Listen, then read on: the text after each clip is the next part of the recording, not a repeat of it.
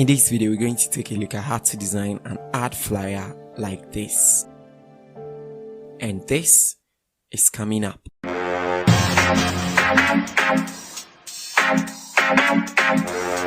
Hello everybody and welcome to the channel once again. Thank you so much for clicking on this video. If you're new here, please hit on the subscribe button. If you're old here, thank you so much for showing up. So as usual, a link to download the resources that I'll be using in this video will be linked up in the description, so you can check out any follow suit. Without any further ado, let's jump right into the magic world of Photoshop. So here I'm going to make use of A3. You can as well use any other size that will be comfortable for you, like A4, A5. It depends on where you want to present the ad. So we go to preset, international paper, and I'm going to choose A3 right from here. I'll go ahead and then I'll click OK, and then I'm supposed to have a paper like this. I'm going to start off by creating a rectangle on top here, but then I just have to make sure that I've got everything on point. So let me add a new guideline that is going to basically guide me. So I'm going to add 45% guideline in the horizontal vertices. Okay, so 45%, and then I'll click OK. So this is where I want my guideline to be. You will later see in this video as to the reason why we add this guideline. So I'm going to start with my rectangle tool, and I'll create a rectangle over here. So you can just make it above the normal size that you have, and then we're going to press Ctrl T to transform it. So what we're going to do is we're going to place the cursor over here. You can see that if you have your cursor over here, it has a different appearance, and when you bring it over here, it has a different appearance. So we want this one, and then you're going to drag it a little bit like this. So the reason why I set this guideline is because I want my rectangle up here, and then you can try to just transform it a little bit, but we want something a bit slanted like this. And then you can go ahead and you take over here, and you're done with the first rectangle. So what we're going to do is we're going to click on it, go to the blending options, and then we're going to add a gradient overlay. I've added the gradient overlay to my gradient pack, so I'm just going to give you the hex code so that you can just do it yourself. So this is the first hex code right over here, and then this is the second one that I used, and that one is also here. So you go ahead and you click OK, and then OK, and then I'm going to change my angle to 39%. You can just twerk it around if you want to just do it. So I'll go ahead and I'll click OK. So moving on, I'm going to create another rectangle beneath of this document, and I'll try to position it here. That is where we'll be putting the contact and other details over there. So I'm just going to hold Alt and drag this FX, that is the effect, onto the second rectangle that we create, and that is going to save us a lot of time, like going back to the blending options to kind of create another blending option for the rectangle. So that is just a quick tip of how you can just copy an effect onto another layer, basically. Yeah. So next I just don't want to leave the background so plain like this, so I'll come on top of the background over here, and I'm going to create a circle or an ellipse tool. I pick my ellipse tool, and I'm going to create something like that over there. So I'll just drag it over here like this, and I'll press Ctrl T to transform it. So I'll right click and select the warp over here.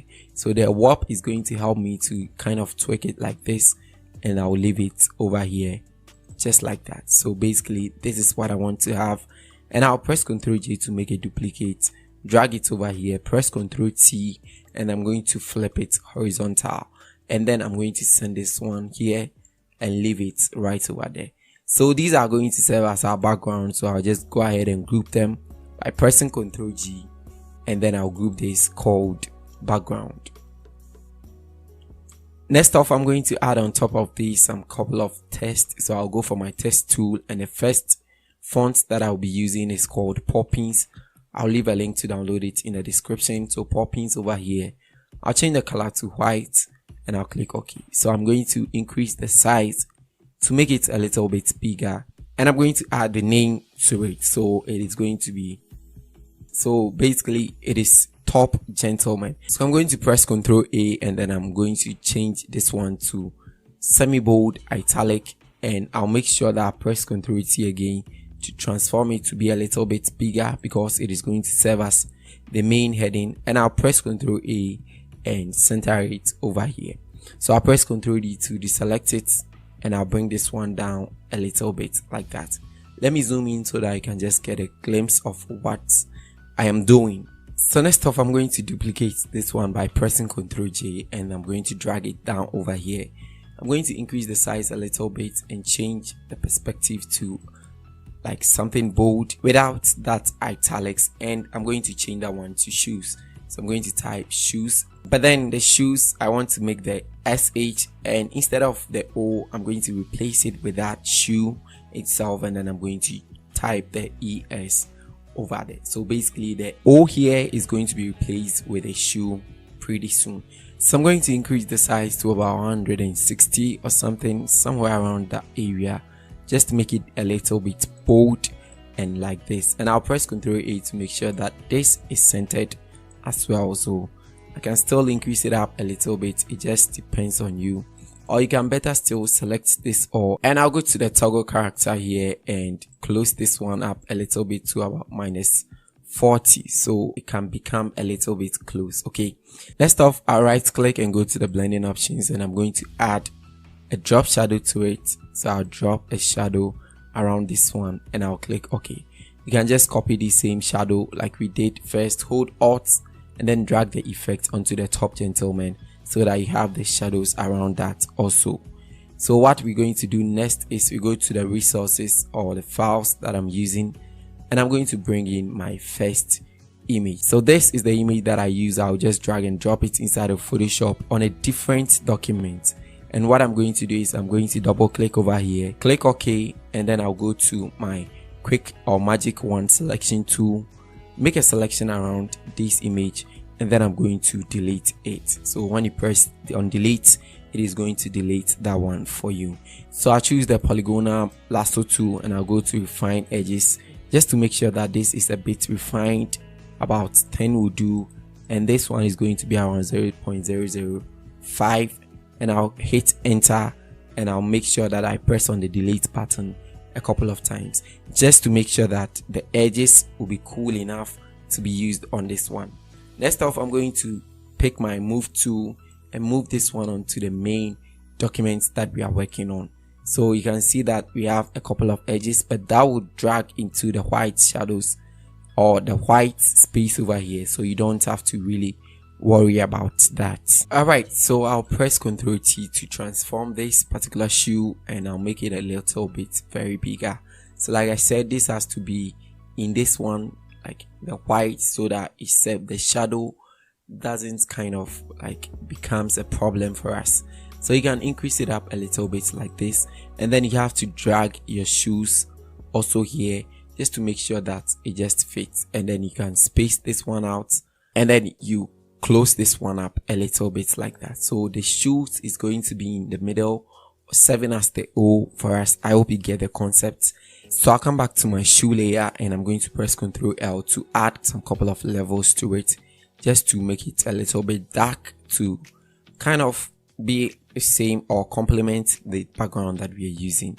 Okay, so you can add a couple of levels to it, and then you can click OK over here, and then you're good to go. So the top gentleman shoe as well must come a little bit down here like that, so that the design can look nice. Okay, next off, I'm going to add the next text to it, and I have it over here, so I'm going to just copy it, and then I'll come back to my documents. I'll choose the text tool, and I'm going to use a font called Railway. So a link to download that will also be in the description, and I'm going to decrease the font size a little bit like this, and I'm going to press Ctrl V to paste it out like that. So I'll change the color to this color that we are using over here, and I'll click OK. The boldness doesn't have to be that bold, so I'll go for the medium italic over here, and I think this looks good.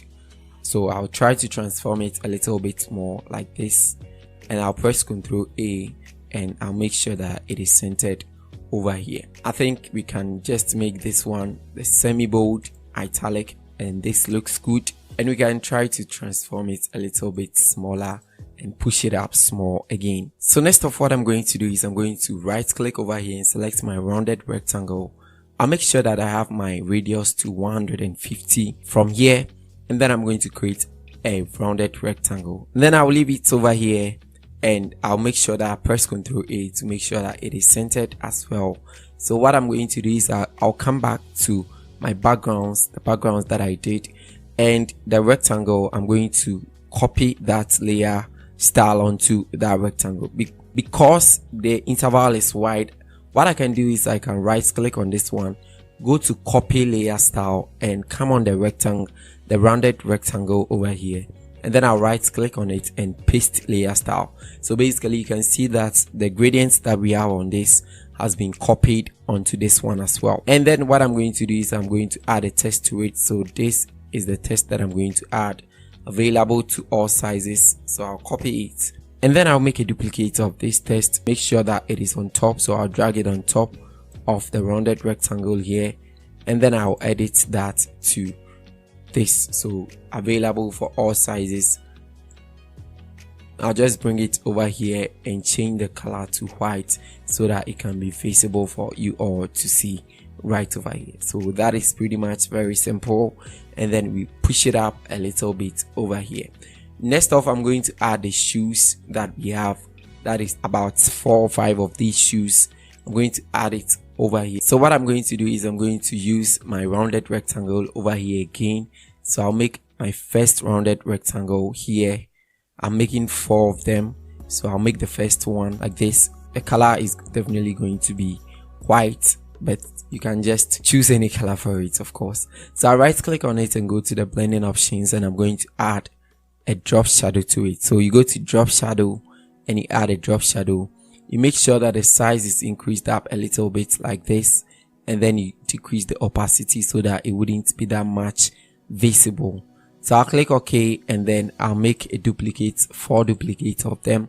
So I'll press Ctrl J to make the first duplicate, and then I'll bring it over here, position it nicely, and I'll select the 2 and make the duplicate again by pressing Ctrl J. So I'll drag those 2 again over to this side, and then I can space it out to this side.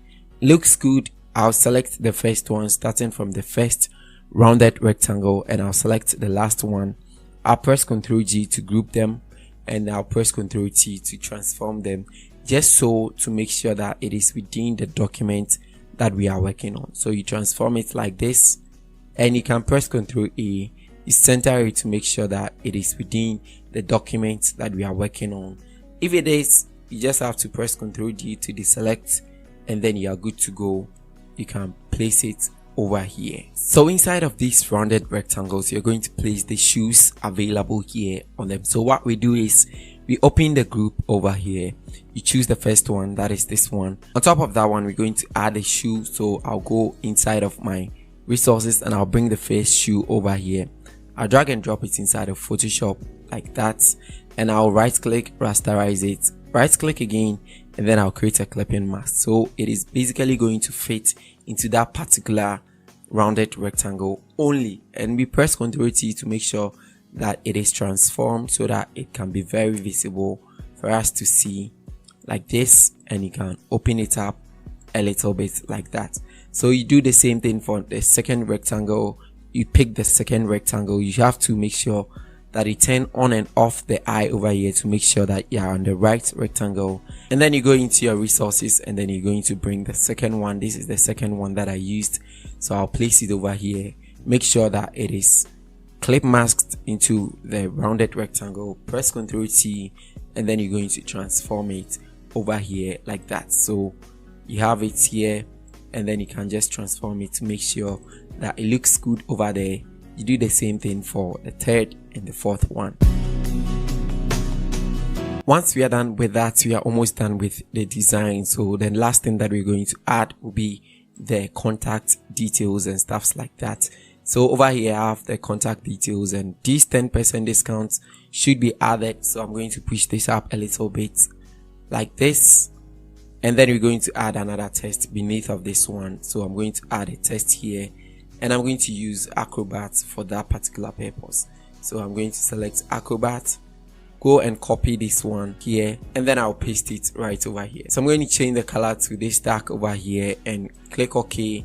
and make sure that this is in a bold version. So I'll go ahead and press Ctrl T to transform this one here, and I'll bring it just beneath of this one, and we are almost through with that one. So I'll just press Ctrl J to duplicate this, bring it on top over here, and I'm going to change the color once again back to white so that it can be visible. So I'll copy this, and then I'm going to paste it over here like that, and then I'm going to bring in my call icon over here.